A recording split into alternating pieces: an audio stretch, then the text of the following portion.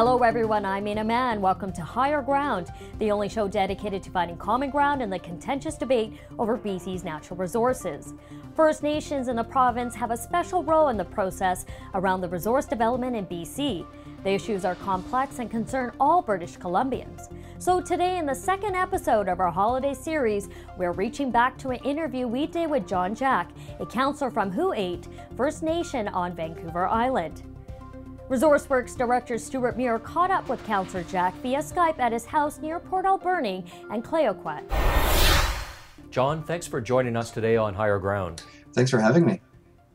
There's been a lot of news coverage about First Nations protests in regards to extraction of BC's resources. From your point of view, how do First Nations communities feel about resources in this province? Well, I think First Nations communities feel as though the resource sector is an important source of wealth generation for the entirety of the province, but it's something that they haven't necessarily had access to. And I think that's their main point of contention. And what is different now, do you think? Well, now I think with the Williams case decision, otherwise known as the Chilcotin case, there is the Supreme Court ruling that states that First Nations need to be consulted at the front end and any major project that was to go ahead.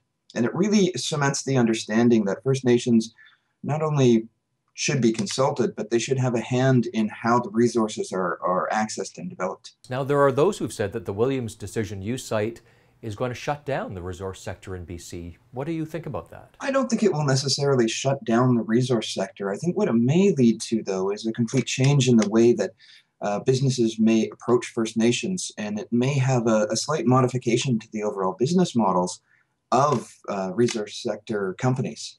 And that's not necessarily a bad thing. I do think that any doors that may be closed would likely open a few others as well. John, is there common ground to be found between First Nations and those who support the resource industry in British Columbia?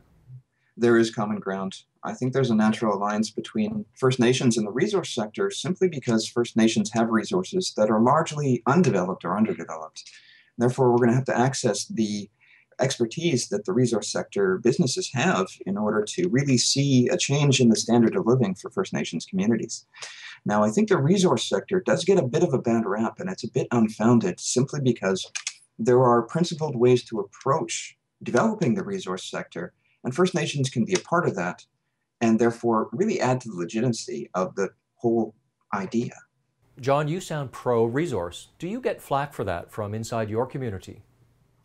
Yes, I do. I do get flack from being pro-resource in our community. But the one thing is that we have to raise awareness as to how the economy works and how my First Nation will actually get out of poverty and make a living and raise the standard of living for our people. It starts with resources, but that's not the end. We're not just going to be a resource-based economy, but we have to start somewhere, and the resources are where we start. And that's it for Higher Ground this week. Make sure to visit our website at resourceworks.com, sign up for our e-newsletter, and don't forget to like us on Facebook and follow us on Twitter.